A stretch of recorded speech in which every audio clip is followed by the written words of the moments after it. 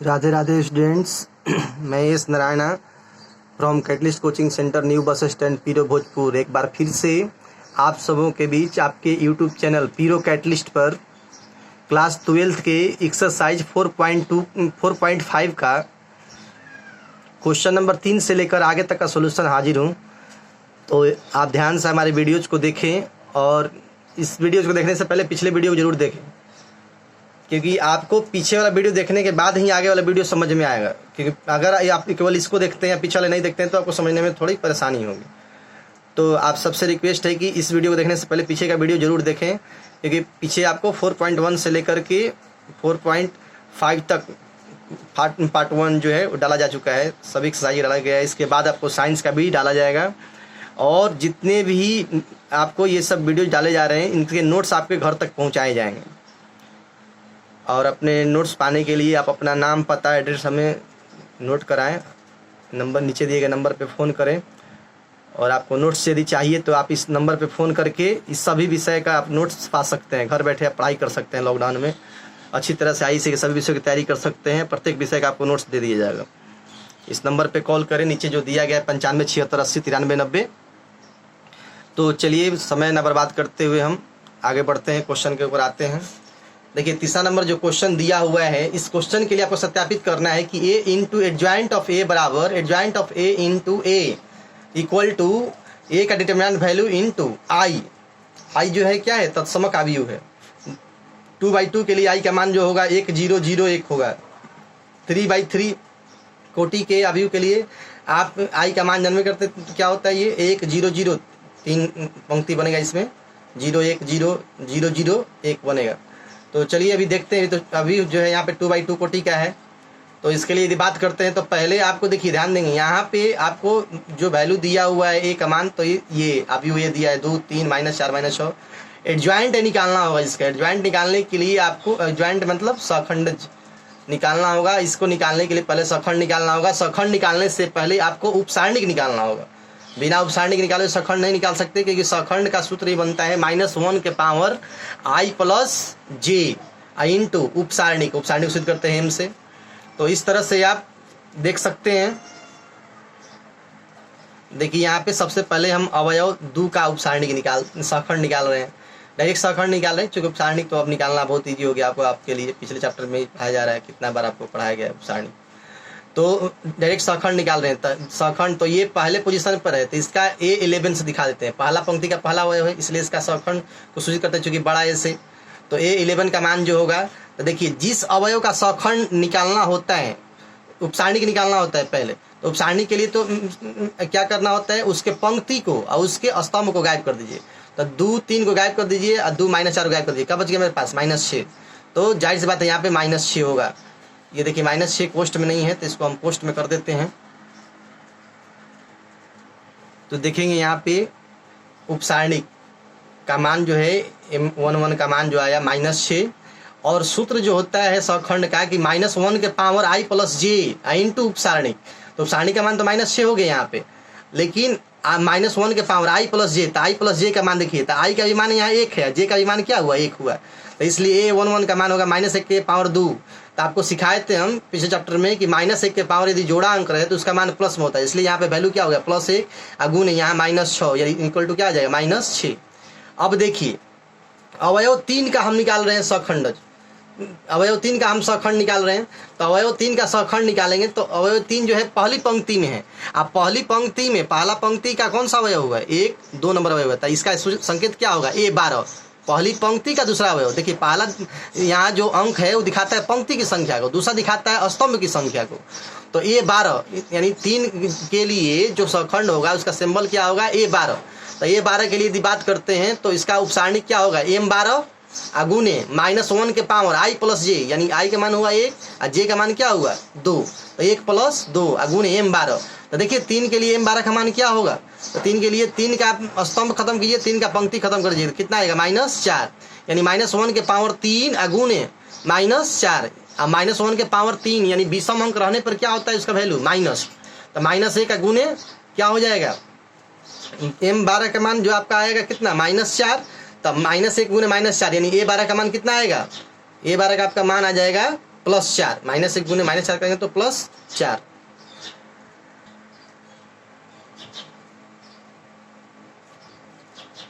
देखिए इस तरह से आपका ये वैल्यू आ गया +4। अब इस तरह से आप -4 जो अगला अवयव है, तो -4 जो है ये किस पंक्ति का अवयव है, तो दूसरी पंक्ति का अवयव है। और दूसरी पंक्ति का कौन सा अवयव है, पहला अवयव है। आप देख सकते हैं इसको, पीछे क्वेश्चन करेंगे तो थोड़ा वीडियो लंबा हो जाएगा, लेकिन देखिए यहाँ पे -4 जो आपको दिख रहा है बाबू, देखिए -4 जो है यहाँ पे कॉर्नर पे दिख रहा है क्वेश्चन में, ये दूसरी पंक्ति का, देखिए पहला पंक्ति में 2 3 है, दूसरी पंक्ति का ये पहला अवयव हुआ, तो इसलिए इसका जो वैल्यू होगा आपको क्या होगा, इस खंड का जो संकेत होगा A21, -6 के लिए संकेत जो होगा A22। तो अब आप गौर करेंगे यहाँ पे कि देखिए इसका जो हम मान लिखेंगे -4 के लिए उपसारणी लिखेंगे, तो देखिए ये स्तंभ खत्म, -4 2 -4 खत्म, अब माइनस इसका पंक्ति खत्म, -4 -6 खत्म होगा, तो इसका क्या हो जाएगा 3। तो -1 के पावर, देखिए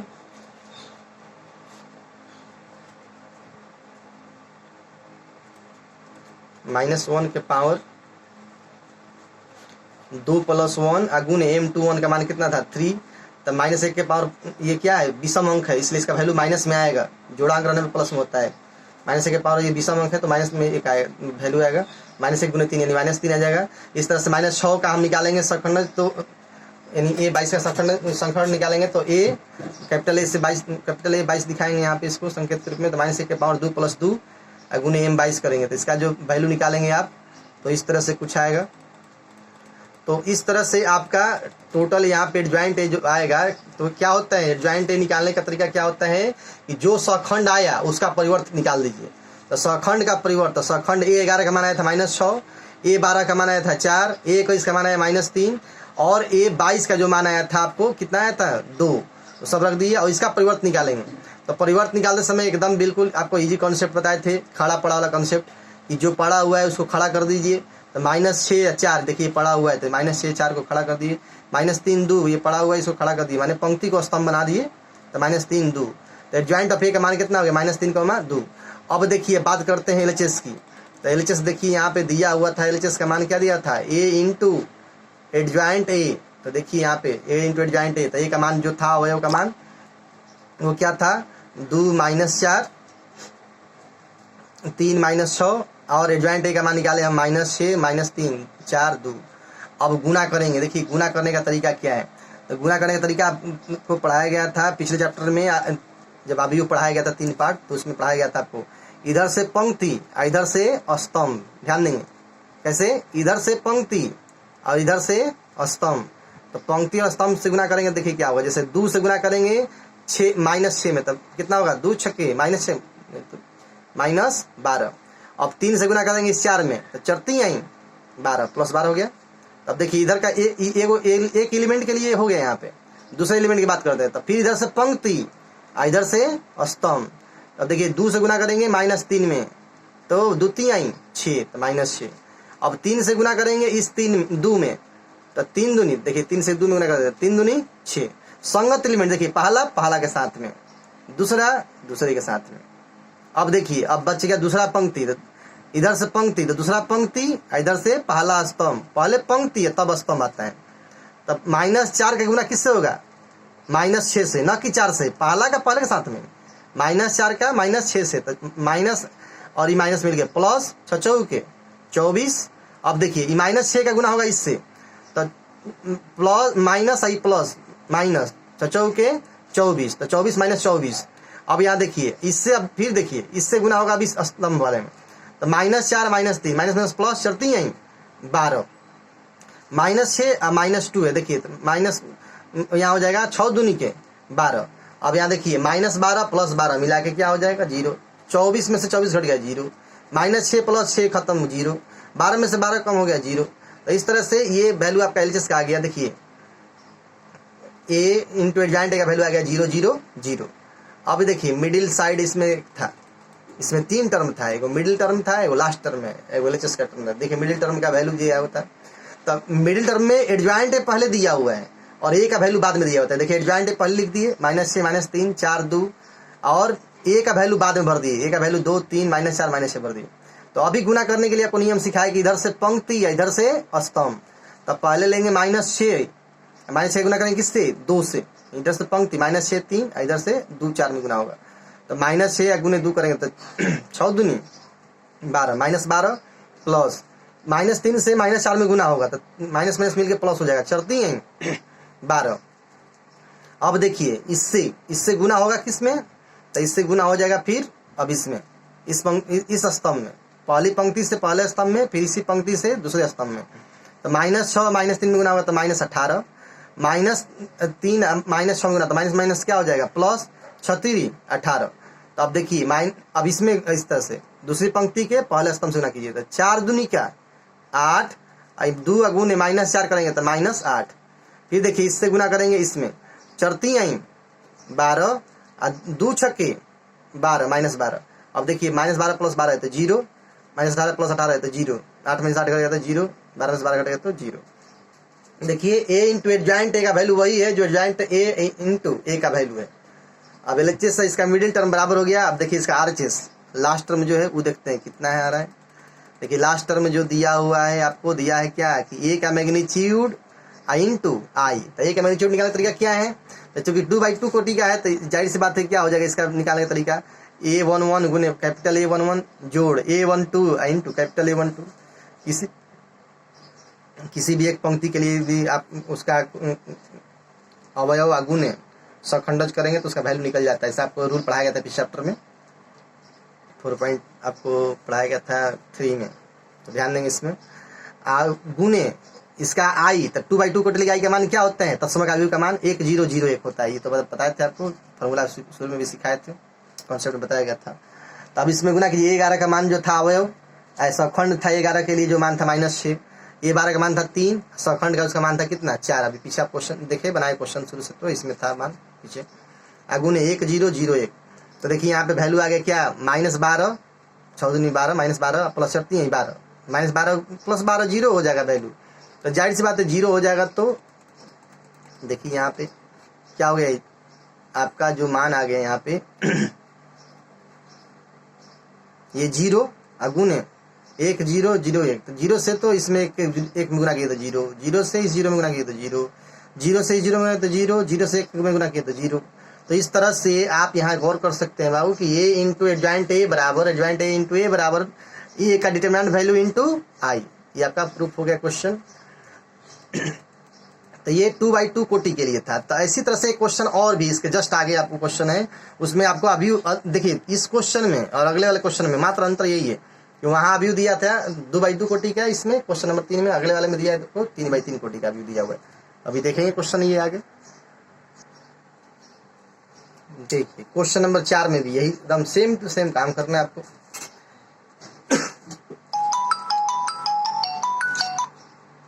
क्वेश्चन नंबर 4 में आपको भी यही काम करना है। देखिए यहाँ पे जो दिया हुआ है वैल्यू,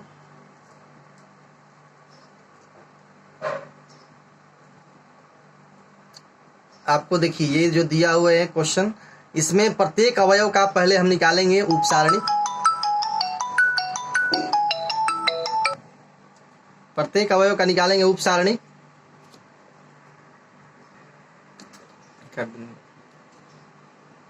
तो एक में देखिए यहाँ पे एक का उपसारणिक पहले निकालते हैं। तो एक का उपसारणिक देखिए तो ये अवयव कौन सा है A11, पहली पंक्ति का पहला अवयव है तो A11, छोटा A11 सूचित करेंगे। इसके लिए संकेत A12, इसके लिए संकेत A13 होगा, 2 के लिए संकेत A13 होगा, -1 के संकेत होगा A12। क्यों, क्योंकि देखिए ये A13 इस 2 के लिए क्यों होगा, क्योंकि ये पहली पंक्ति का तीसरा नंबर अवयव होगा, इसलिए इसका संकेत A13। देखिए 3 के लिए संकेत होगा क्या A21, क्यों, क्योंकि ये दूसरी पंक्ति का पहला अवयव है, ये दूसरी पंक्ति का दूसरा अवयव है, इसलिए इसका संकेत 0 का क्या होगा A22। -2 का संकेत क्या होगा स्मॉल A23, क्योंकि दूसरी पंक्ति का तीसरा अवयव है। तो इस तरह से इसके लिए अवयव, इसके लिए संकेत क्या होगा, इसके लिए तीसरी पंक्ति का पहला अवयव है A31, इसके लिए A32, इसके लिए A33। तो जाहिर सी बात है कि इसका संकेत A11 हुआ है स्मॉल A11, तो इसका जो उपसारणिक होगा उसको सूचित करेंगे हम लोग M11 द्वारा, उपसारणिक सूचित करते हैं M से। तो एक के लिए उपसारणिक निकालना था, जिसका उपसारणिक निकालना होता है उसके बारे में हम आपको बता चुके हैं पिछले चैप्टर में कि कि उसकी पंक्ति और उसके स्तंभ को भूल जाइए। तो एक का इसका निकालना है, इस एक का निकालना है उप सारणिक। तो इसके पंक्ति को और इसके स्तंभ को भूल जाने के बाद जो सारणिक बच गया, तो क्या सारणिक बच गया, 0 0 -2 3 बच गया। तो 0 0 -2 क्या बच गया 3। अब इसका वैल्यू निकाल दिए, 0 में 3 से तो 0 -2 गुने 0 करेंगे तो 0 0 -0 यानी 0 आ जाएगा। तो उप सारणिक निकल गया। तो सखंड आराम से निकल गया। सखंड का फॉर्मूला क्या होता है, -1 के पावर i + j अगुने उप सारणिक। तो -1 के पावर 1 + 1 अगुने उप सारणिक यानी m11। तो इस तरह से -1 के पावर 2 अगुने m11 का मान कितना आया यहाँ पे 0। तो ये 0, तो एक -1 के साथ तो 1 अगुने 0 यानी कितना आ जाएगा यहाँ वैल्यू 0। तो इस तरह से आप इसको निकाल सकते हैं। इसमें प्रत्येक अवयव का, जैसे देखिए -1 के लिए बात करते हैं, तो -1 के लिए उप सारणिक निकालना चाहेंगे तो -1 के इस क्या करेंगे, इसके स्तंभ को भूल जाएंगे और इसके पंक्ति को भूल जाएंगे। तो क्या बच जाएगा मेरे पास में 3 1 -2 3 बच जाएगा ना। -1 के इस स्तंभ को इस पंक्ति को भूल गए तो बच गया मेरे पास 3 1 -2 3 बच जाएगा। तो इस तरह से देखिए निकालेंगे आप, तो आपके पास में इस तरह से बच जाएगा 3 1 -2 3 और ये बच जाएगा आपको m12 का मान देखिए आ जाएगा इस तरह से 85 गुना के तितली के 9 -2 गुने 1। तो माइनस क्या हो जाएगा प्लस, तो 2 हो जाएगा, 9 2 11 हो जाएगा मान इसका, यानी -1 अवयव यानी a12 का सखंड जो होगा, जाहिर सी बात है कैपिटल A12 होगा। तो कैपिटल A12 का जो वैल्यू आएगा ये क्या आ जाएगा -1 के पावर a का +2, क्योंकि देखिए i + j, i का मान 1 j का मान 2, तो 1 + 2 यानी 3 होगा। -1 के पावर 3 का मतलब हुआ क्या, इसका मान माइनस में ही आएगा, क्योंकि माइनस के पावर विषम संख्या होने पर उसका मान माइनस में ही आता है। तो -1 के गुने 11 यानी -11 आ जाएगा। इस तरह से आप प्रत्येक अवयव का उप सारणिक निकालते रहेंगे। उप सारणिक निकालने के बाद में सखंड निकालिए। आपको पीछे चैप्टर में पढ़ाया जा चुका है, कितनी बार रिपीट कर चुके, इसलिए रिपीट करना ज़्यादा जरूरी नहीं समझते। आप पीछे का वीडियो देखेंगे, आपको एकदम उप सारणिक का सखंड निकालना है। 4.4 में आपको केवल उप सारणिक और सखंड के बारे में ही पढ़ाया गया है, आपको एकदम निश्चित तौर पर समझ में आ जाएगा। तो इस तरह से आप सारा उप सारणिक का सखंड निकालेंगे, प्रत्येक अवयव का उप सारणिक सखंड, प्रत्येक अवयव का उप सारणिक सखंड निकालेंगे। निकालने के बाद में आप देखिए ये सब वैल्यू आएगा, आप मिला लेंगे अपने से निकाल करके, और मिलाने के बाद में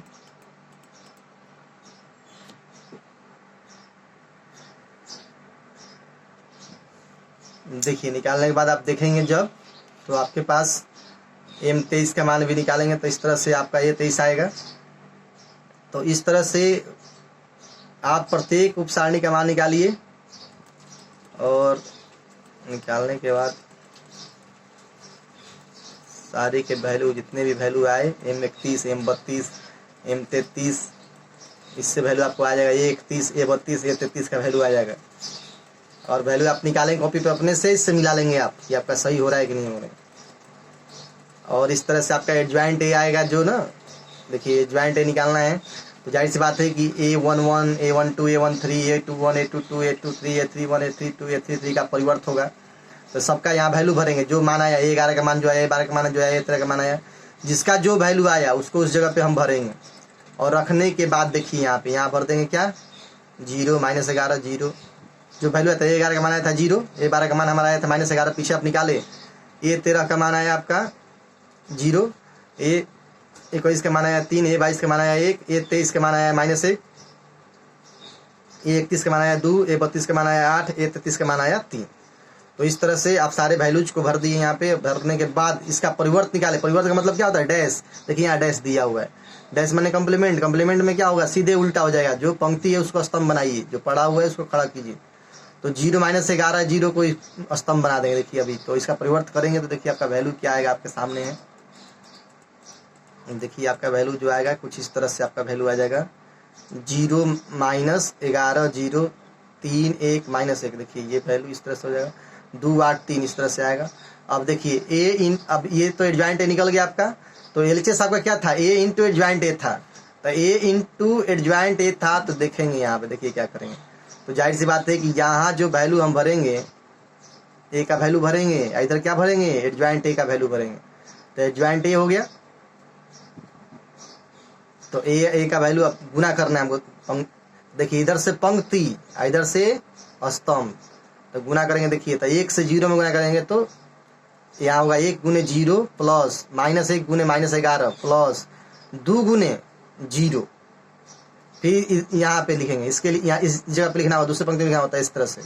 फिर इधर से 1 गुने 3 जोड़ -1 गुने 1 जोड़ 2 गुने -1 हो गया दूसरे अवयव के लिए। अब तीसरे अवयव के लिए लिखेंगे तो 1 गुने 2 जोड़ -1 गुने 8 जोड़ 2 गुने 3। ऐसे करेंगे। ये आपको गुना अवयव का आप एक्सरसाइज आपको 3 में पढ़ाया गया भी है, आप देख सकते हैं, पीछे एक्सरसाइज देखेंगे ना अवयव में, तो अवयव में आपको इसको गुना सिखाया गया है, तो क्लास में आपको पढ़ाया गया था, तो आप वहाँ से भी देख सकते हैं। देखिए यहाँ पे दूसरी पंक्ति के लिए बात करते हैं, तो इसी में दूसरी पंक्ति से भी ऐसे ही करेंगे, दूसरी पंक्ति को उठाएंगे और इसमें गुना करेंगे। तो कैसे होगा 3 गुने 0 जोड़ 0 गुने -11 जोड़ -2 गुने 0। फिर इसी तरह से 3 गुने 3 जोड़ 0 गुने 1 जोड़ -2 गुने -1। फिर इस तरह से 3 गुने 2 जोड़ 0 गुने 8 जोड़ -2 गुने 3। तो इस तरह से सबको हम कर देंगे, और करने के बाद आप देखेंगे आपके पास जो वैल्यू होगा, आपके पास जो वैल्यू होगा वो कुछ इस तरह से आ जाएगा। देखिए 1 गुने 0 जोड़ -1 गुने -11 इस तरह से आपको आएगा। और इस सबको हल करेंगे आप तो 0 + 11 + 0 इस तरह से आपको हल करने पे देखिए ये सब मान आएंगे, और ये हल करके आपको आ जाएगा 11। देखिए 11 0 0 0 11 0 0 0 11। यदि आपको दिक्कत होगा कहीं पर भी तो आप हमें कॉल करेंगे, कॉल करके बताएंगे। यदि गुना नहीं समझ में आएगा तो इसके लिए हम स्पेशल बोर्ड पे क्लास दे करके एक वीडियो अलग से हम बना देंगे। यदि दिक्कत होगा, अगर देख लीजिए समझ में आ जाता है तो ठीक बात है, नहीं तो आप हमें कमेंट करके बताएंगे, तो इसके लिए हम आपको बोर्ड पे बना देंगे अलग से, एक बार एक वीडियो बना देंगे गुना करने के लिए, क्योंकि अभी का गुना आना बहुत ज़रूरी है, क्योंकि गुना अगर नहीं आता तो बहुत दिक्कत हो जाएगा इसको। हालांकि आपको अवयव में पढ़ना था, आपको 3 एक्सरसाइज में पढ़ना था, नहीं भी समझ में आता है तो कोई बात नहीं, आप कमेंट करके बताएंगे। यदि गुना नहीं समझ में आएगा तो आपको हम बना करके उसका वीडियो अलग से डाल देंगे। तो अभी फिलहाल देखते हैं ये जो वैल्यू आया आपका, देखिए इसका वैल्यू जो आ गया इतना आया, ए इंटू एडजॉइंट ए का वैल्यू आया। अब दूसरा निकालते हैं एडजॉइंट ए इंटू ए। पहले एडजॉइंट देखिए इसमें क्या था, पहले ए था बाद में एडजॉइंट था, अब की बार क्या है एडजॉइंट ए पहले इंटू ए। तो एडजॉइंट ए पहले कर दिए, यहाँ पे एडजॉइंट ए का वैल्यू पहले भर दिए, अब बाद में ए का वैल्यू भरे, ठीक है। और रखने के बाद में फिर गुना करेंगे इसी तरह से। तो इसमें आप गुना करेंगे तो फिर इसमें भी देखिए कुछ इस तरह से, देखिए इसमें इधर से पंक्ति या इधर से स्तंभ। देखिए 0 से गुना किए 1 में, तो 0 गुने 1 जोड़ 3 गुने 3 जोड़ 2 गुने 1। देखिए 0 गुने 1 जोड़ 3 गुने 3 जोड़ 2 गुने 1। अब इस देखिए दूसरे एलिमेंट को लिखने के लिए इधर से पंक्ति इधर से स्तंभ, तो क्या लिखेंगे 0 गुने -1 जोड़ 3 गुने 0 जोड़ 2 गुने 0। देखिए इस तरह से। फिर इधर से पंक्ति इधर से स्तंभ, 0 गुने 2 जोड़ 3 गुने -2 जोड़ 2 गुने 3। अब देखिए इससे दूसरी पंक्ति से इस सब में गुना करेंगे, -11 गुने 1 जोड़ 1 गुने 3 जोड़ 8 गुने 1। अब इधर से इससे देखिए दूसरी पंक्ति गुना करते हैं, तो -11 गुने -1 जोड़ 1 गुने 0 जोड़ 8 गुने 0। अब देखेंगे -11 से गुना करेंगे 2 में, तो -11 गुने 2 जोड़ 1 गुने -2 जोड़ 8 गुने 3। देखिए अब तीसरी पंक्ति से इधर तीसरी पंक्ति से गुना करते हैं, तीसरी पंक्ति इधर से तीनों स्तंभ बारी बारी से, तो 0 गुने 1 जोड़ -1 गुने 3 जोड़ 3 गुने 1। फिर देखिए 0 गुने -1 जोड़ -1 गुने 0 जोड़ 3 गुने 0। फिर इधर से देखिए 0 गुने 2 जोड़ -1 गुने -2 जोड़ 3 गुने 3। तो इस तरह से करेंगे, इस सबको हल करेंगे आप। तो देखिए हल करने के बाद आपके पास जो एलिमेंट बचेंगे ना इसमें, देखिए ये सब एलिमेंट आपको आएंगे।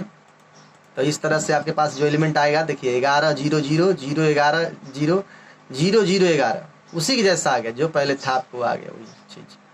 तो इस तरह से आपको देखिए वैल्यू आ गई। अब देखिए तो 2 मान निकाले, अब एक मान और निकालना बाकी है हमारा, ए का डिटर्मिनेंट वैल्यू इंटू आई।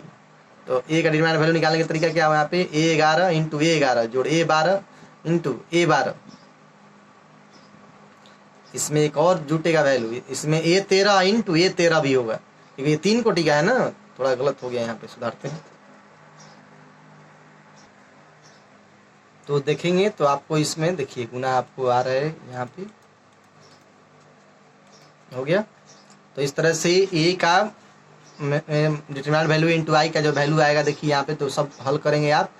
तो इसको करने के बाद में चूँकि जितना अवयव है एलिमेंट अवयव A का मान 1 है, और इसके सखंड का मान है 0 यहाँ पे।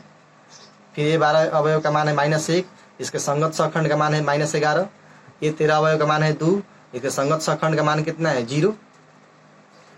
तो इस तरह से यदि आप करते हैं तो आपका जो वैल्यू आएगा गुना करके जोड़ करके, तो आपके पास आ जाएगा 11, और इस 11 से गुना कर देंगे इसमें हम। अच्छा ध्यान देंगे यहाँ पे I का वैल्यू 3/3 कोटि के लिए क्या होता है 1 0 0, फार्मूला भी आपको समझा चुके हैं। I का जो वैल्यू होता है क्या होता है 1 0 0 0 1 0 0 0 1, इसलिए यहाँ पे I की जगह पे भी रखा गया है। 3/3 कोटि के लिए होता है, 2/2 कोटि के लिए 1 0 0 1 ही होता है। तो इसमें गुना करेंगे तो 11 से जाहिर सी बात है सब में गुना होगा प्रत्येक एलिमेंट में। तो 11 गुना 1 यानी 11, ये 0 0 से गुना होता है जिसमें मिला जाएगा। तो इस तरह से आप गुना करने पे जो आपका एलिमेंट आएगा,